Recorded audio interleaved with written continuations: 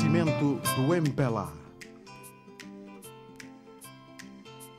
Aos 10 de dezembro, o MPLA comemora o aniversário do seu nascimento, um marco importante na luta de libertação nacional e emancipação dos povos africanos. Nos anos 40, os africanos de um modo geral e os angolanos em particular perfilhavam ideias independentistas. Foi na Conferência de Bandungu, em 1954, em que os povos da África e da Ásia se reuniram e definiram uma nova estratégia de luta comum a favor da paz e das independências nacionais. É neste contexto que, a 10 de dezembro de 1956, se funda o Movimento Popular de Libertação de Angola, MPLA. No manifesto do seu surgimento, o MPLA procede a uma análise da situação em Angola, tendo, entre outras orientações, concluído que o colonialismo português não cairá sem luta. Esta luta, no entanto, só alcançará a vitória através de uma frente única de todas as forças anti-imperialistas de Angola e do mais amplo movimento popular de libertação de Angola. O ideal de libertação levou à formação de grupos clandestinos, nomeadamente o PLUA, em 1953, MINA e o MIA, que levaram a cabo atividades de esclarecimento, propaganda e agitação política, tendo em mente os objetivos subjacentes no manifesto. Em resposta a esta crescente organização dos patriotas angolanos, o colonialismo português reforçou o poder policial, deteve e deportou vários nacionalistas angolanos, dentre os quais se destacam os integrantes do célebre Processo dos 50. Às prisões e deportações associaram-se os levantamentos de camponeses em 4 de janeiro de 1961, na região algodoeira da Baixa de Cassange, província de Malange, em que reivindicavam melhores condições de trabalho e de vida, tendo resultado na destruição de 17 aldeias, no massacre e ferimentos de mais de 10.000 nativos. A luta de libertação nacional. A 4 de fevereiro de 1961, patriotas destemidos assaltam as cadeias e o quartel da Polícia Colonial em Luanda, dando assim início à longa luta armada de libertação nacional em Angola. Começava o processo de formação das primeiras unidades da organização militar na Frente Norte, sobretudo na primeira região e no exterior, que designou-se EPLA, Exército Popular de Libertação de Angola. Alarmado com este novo instrumento de luta, o colonialismo português montou um dispositivo repressivo político e militar, intensificou a corrupção de cidadãos nacionais, ao mesmo tempo em que promovia a formação de organizações fantoches à base tribal, reprimia as organizações clandestinas, desterrando patriotas para campos da morte no Bié, Menongue e Tarrafal, em Cabo Verde, e tantos outros. Em dezembro de 1962, em Leopoldville, o MPLA realiza a sua primeira Conferência Nacional, que reestrutura o movimento, estabelece as linhas de orientação e elege um novo comitê diretor presidido pelo Dr. António Agostinho Neto. Foi nesta altura, após a conferência, que nasceu o EPLA, Exército Popular de Libertação de Angola. Em maio de 1963, em Addis Abeba, é criada a Organização da Unidade Africana, OUA, e o Governo Revolucionário Angolano no exílio, GRAI, integrado por elementos da UPA, que é legitimado pela OUA como única força que luta pela independência de Angola. Em consequência disso, ainda em 1963, o MPLA é expulso do Congo Leopoldville, passando a exercer as suas atividades a partir do Congo Brazzaville. Em 21 de janeiro de 1964, realiza-se a Conferência Nacional de Quadros, que procedeu a uma profunda reflexão sobre a sua organização e atividades futuras do movimento, tendo permitido o relançamento da sua atividade política ou militar. Em 1964, é aberta a segunda região, Cabinda, que foi um verdadeiro laboratório revolucionário que serviu de base para a abertura e o desenvolvimento de outras regiões político-militares.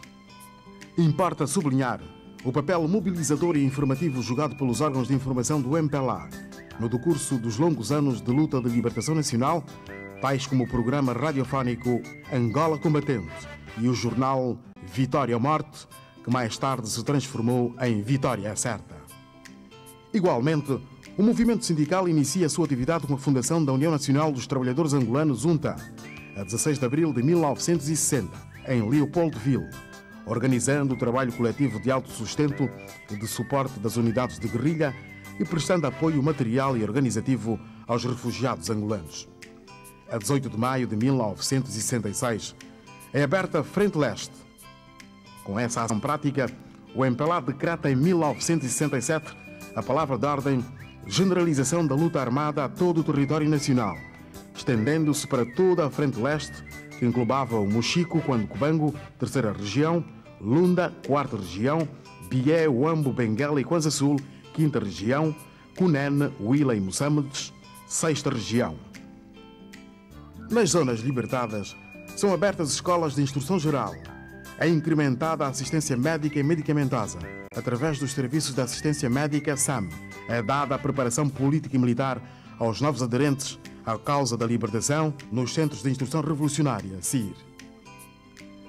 Aos 14 de abril de 1968, tomba em combate o comandante José Mendes de Carvalho, hoje ainda, no ataque ao quartel do Exército Colonial Português de Caripante. Essa data passou a ser comemorada como o Dia da Juventude Angolana. Em agosto de 1972, na Frente Leste e posteriormente na Frente Norte, em dezembro de 1973, iniciou um movimento de reajustamento com um profundo debate dos militares sobre questões políticas, ideológicas e estruturais de organização, bem como sobre a própria condução da luta.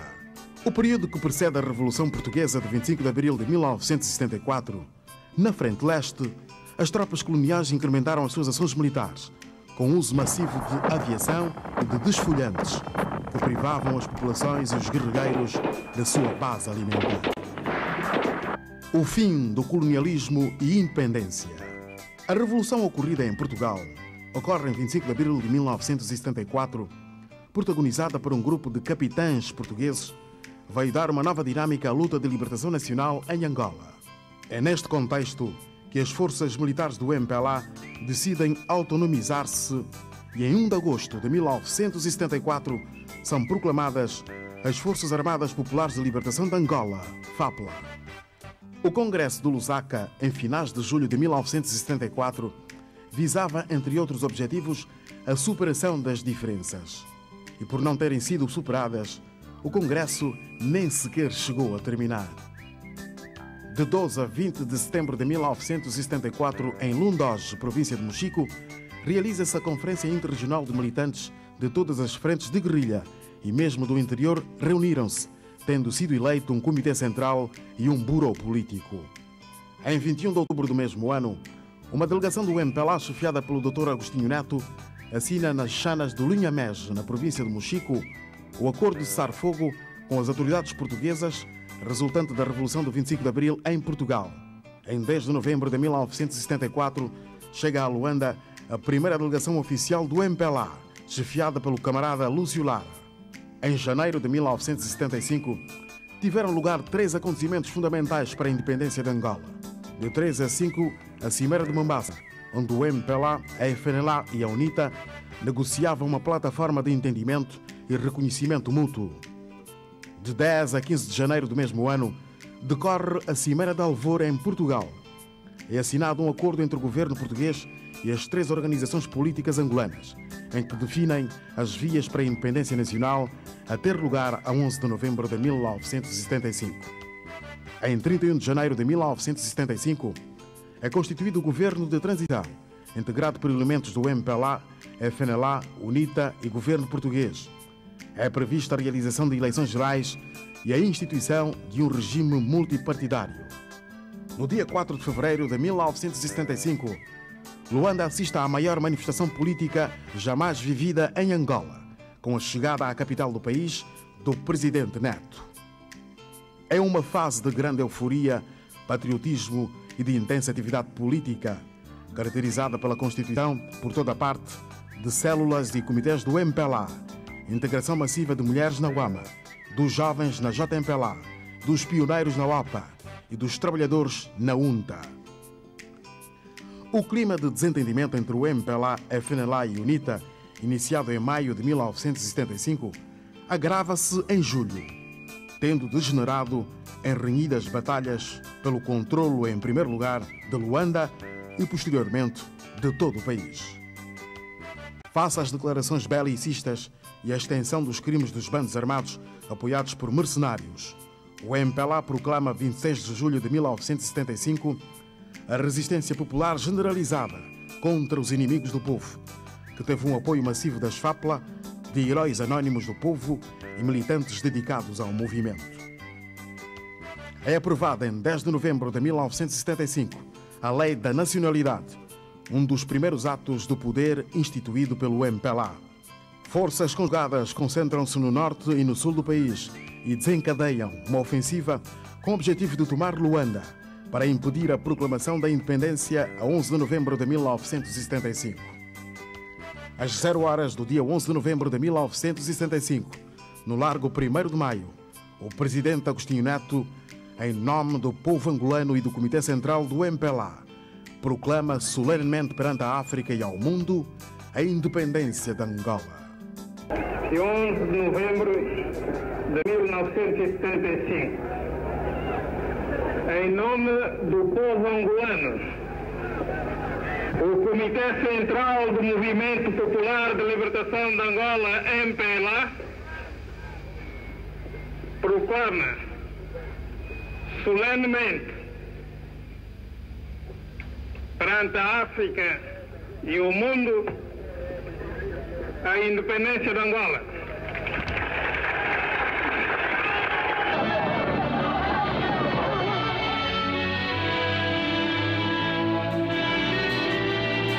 Ainda em novembro de 1975, o Comitê Central do MPLA aprova a Lei Constitucional. O novo Estado tinha, assim, um instrumento fundamental e imprescindível para a sua estruturação e organização. A 14 de novembro de 1975, toma posse o primeiro governo de Angola independente e são dados passos na reorganização dos órgãos centrais e locais da administração. O Conselho da Revolução assume um papel preponderante como órgão supremo do poder do Estado em Angola, antes da instituição da Assembleia do Povo.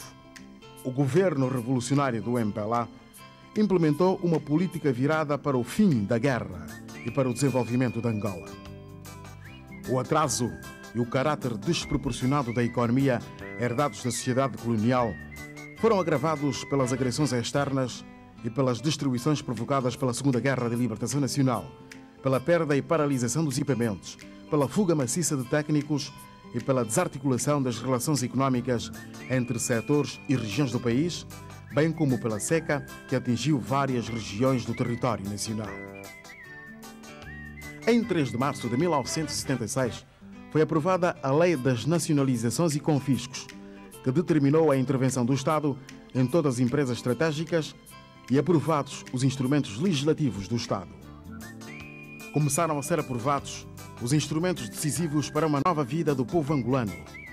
É instituído o novo bilhete de identidade, nacionalizados o ensino e a saúde e criada a nova moeda nacional, o Kwanza, em 14 de agosto de 1976.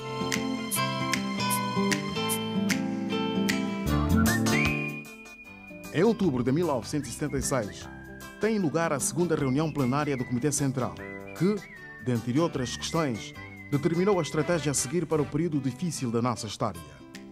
Foi adotado um regime de partido único para garantir e salvaguardar a soberania do país, a integridade e a unidade nacional. A 27 de maio de 1977, dá-se o fracassado golpe de Estado, liderado por Nito Alves, José Van Dunen, Cita Valles e outros dissidentes do MPLA. Em 10 de dezembro de 1977, o MPLA realiza o seu primeiro congresso ordinário, que o transforma de organização de massas em Partido do Trabalho, baseado na ideologia marxista-leninista.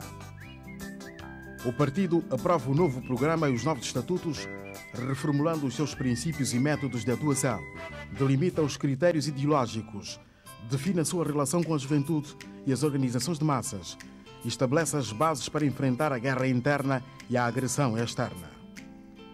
No seu discurso de 16 de setembro de 1978, em Cabinda, o presidente Neto anunciou a libertação de todos os presos políticos, declarou a disposição do país de acolher todos os cidadãos angolanos desejosos de regressar à sua pátria. Os resultados desta política foram animadores, circunstância que foi observada e que pode ser testemunhada por todos os angolanos de boa fé.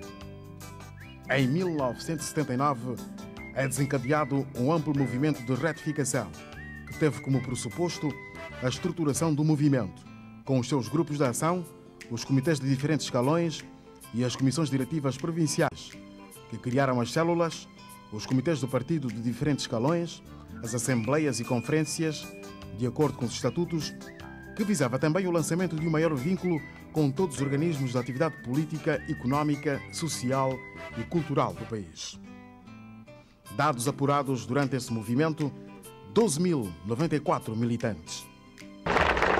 O que nós queremos é que os operários e os camponeses tenham o poder e não a burguesia.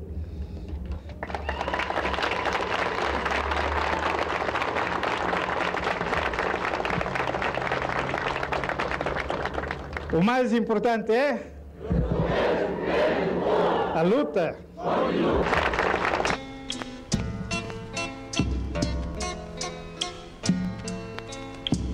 Os angolanos e o MPLA sofrem um dos maiores abalos da sua trajetória, com a morte do presidente do partido e da República Popular de Angola, Dr. António Agostinho Neto, em 10 de setembro de 1979. Face à tragédia e como prova de uma forte coesão, o Comitê Central elege a 20 de setembro do mesmo ano para presidente do MPLA o camarada José Eduardo dos Santos. Aos 21 de setembro do mesmo ano, é investido nos cargos de presidente da República Popular de Angola, comandante em chefe das Forças Armadas Populares de Libertação de Angola, FAPLA, e aos 9 de setembro de 1980, presidente da Assembleia do Povo.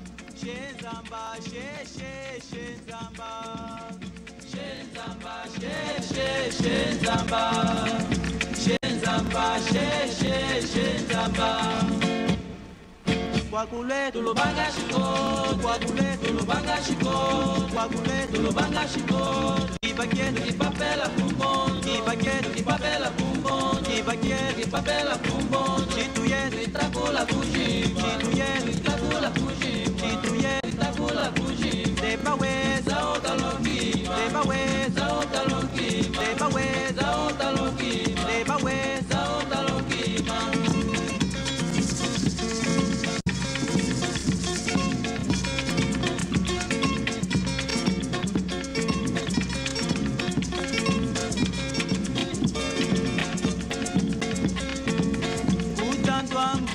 Tua sangue de bawe, tua mbeza otalongi, de baweza otalongi, de baweza otalongi,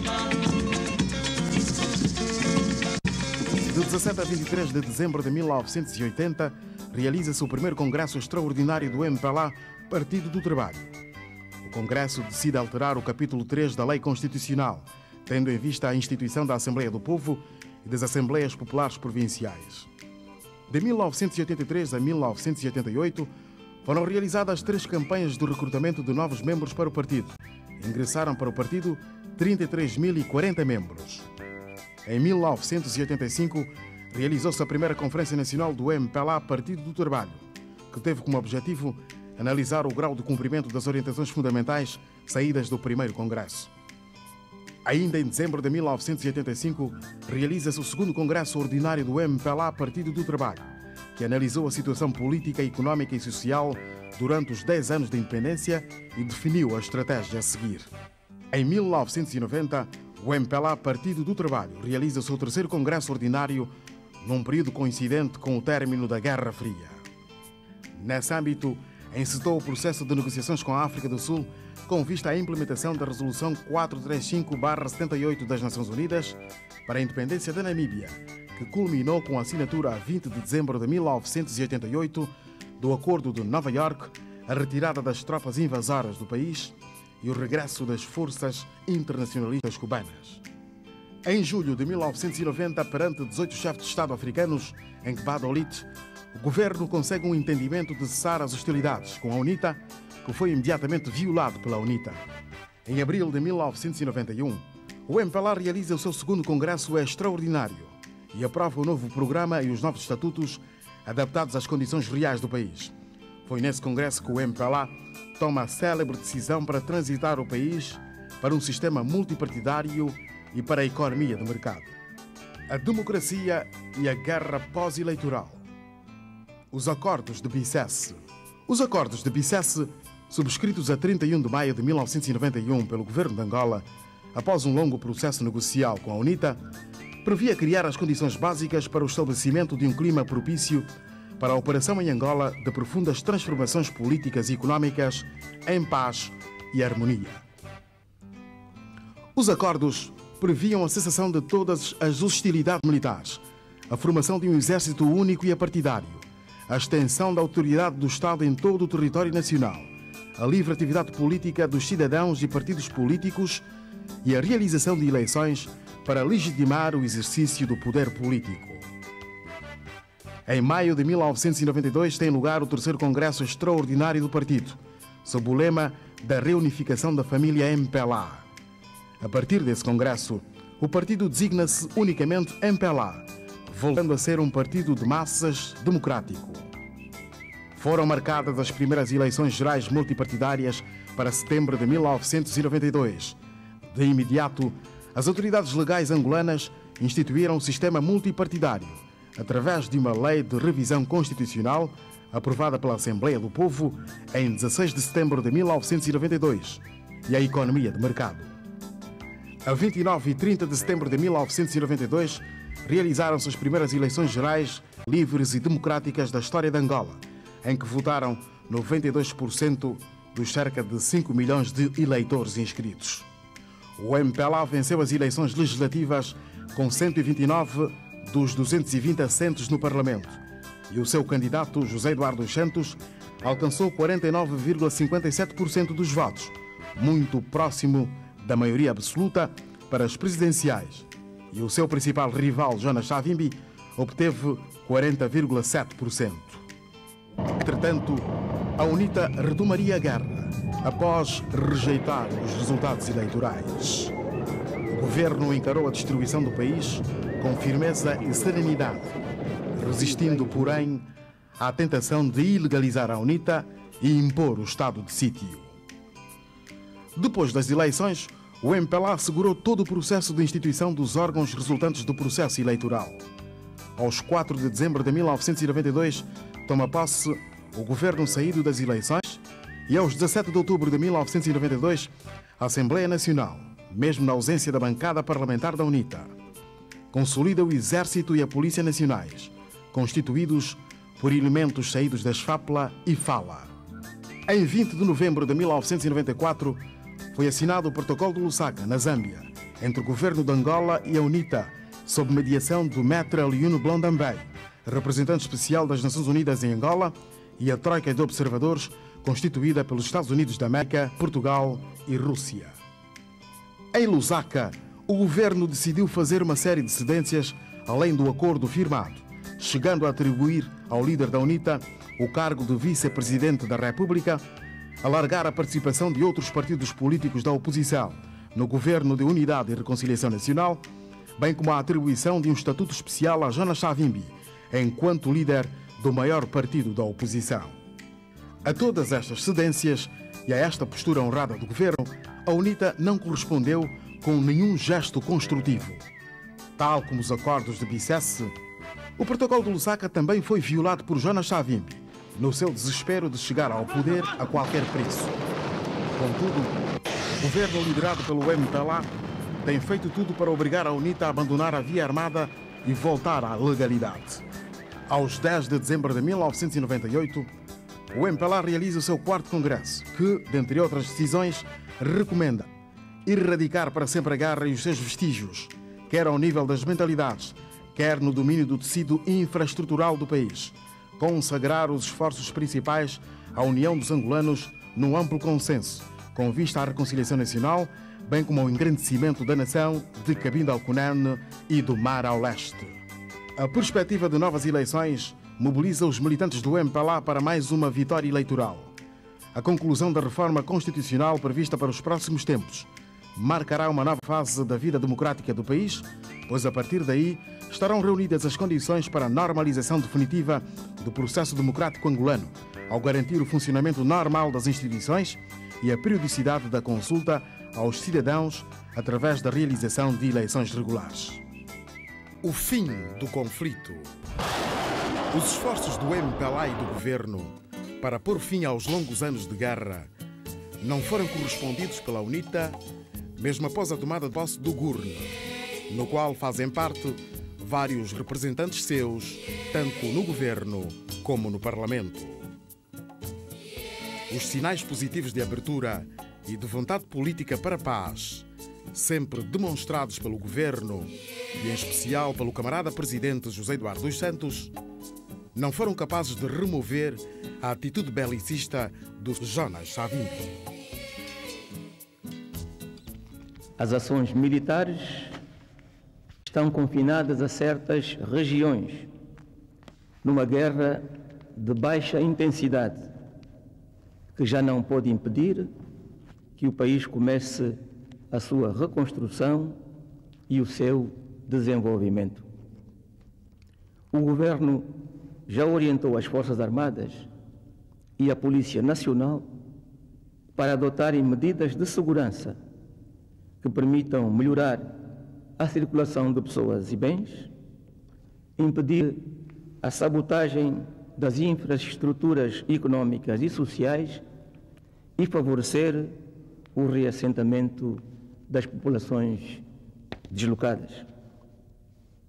Espero que aqueles que começaram a guerra concluam que o seu projeto não tem qualquer viabilidade e que procurem, sem mais hesitações, os caminhos da paz e da democracia.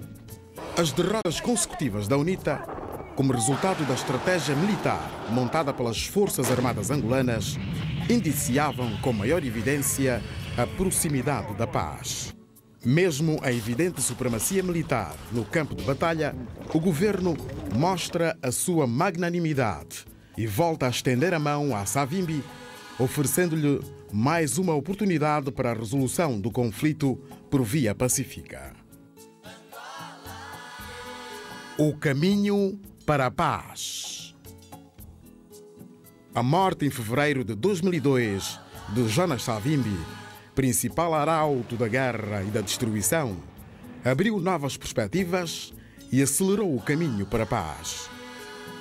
As eleições de 1992 estão na origem da última e mais sangrenta guerra que o país conheceu. As próximas eleições devem ser, por isso, muito bem preparadas. É necessário que sejam criadas condições para ganhar a confiança de todos e garantir a mais ampla participação das populações neste processo.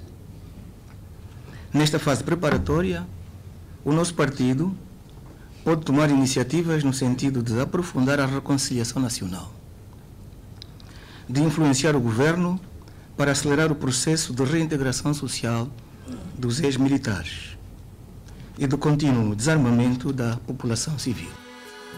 Os acordos do Luena entre as FA e as forças militares da UNITA e a assinatura do Memorando de Entendimento para a Paz em abril de 2002 selam definitivamente o compromisso para a paz. Seguiram-se as tarefas para a implementação dos acordos. Em todo o país, decorriam os desdobramentos para a execução dessas tarefas. No domínio econômico, o MPLA liderou a criação das condições para o relançamento da atividade econômica e da reconstrução das infraestruturas econômicas e sociais destruídas ao longo dos anos de conflito armado. A visita do presidente do MPLA e da República, José Eduardo dos Santos, aos Estados Unidos da América, abriu, no campo diplomático, uma nova porta na arena internacional e fortaleceu a iniciativa do governo ao processo de paz, tendo criado uma nova visão para o chamado problema angolano. O 5º Congresso do MPLA, realizado em Luanda, avaliou a vida interna do partido e traçou uma nova estratégia para os anos seguintes. O nosso partido não pode perder de vista essa ligação forte com o povo, que o alimenta e mantém permanentemente viçoso, dinâmico e sempre pronto para novas e árduas batalhas políticas. Faremos tudo isso baseados nos estatutos, no programa e na estratégia aprovada neste Congresso. Neles não existem orientações dogmáticas, descarnadas da própria vida e da nossa realidade histórica, política e cultural. Tudo é factível e pode contribuir de forma positiva para transformar a realidade, sendo para tal necessário ação, dedicação, perseverança e saber, para que a sua materialização seja um êxito e possa contar de facto com o aplauso de todos os cidadãos. Podem contar sempre comigo, assim como eu conto convosco.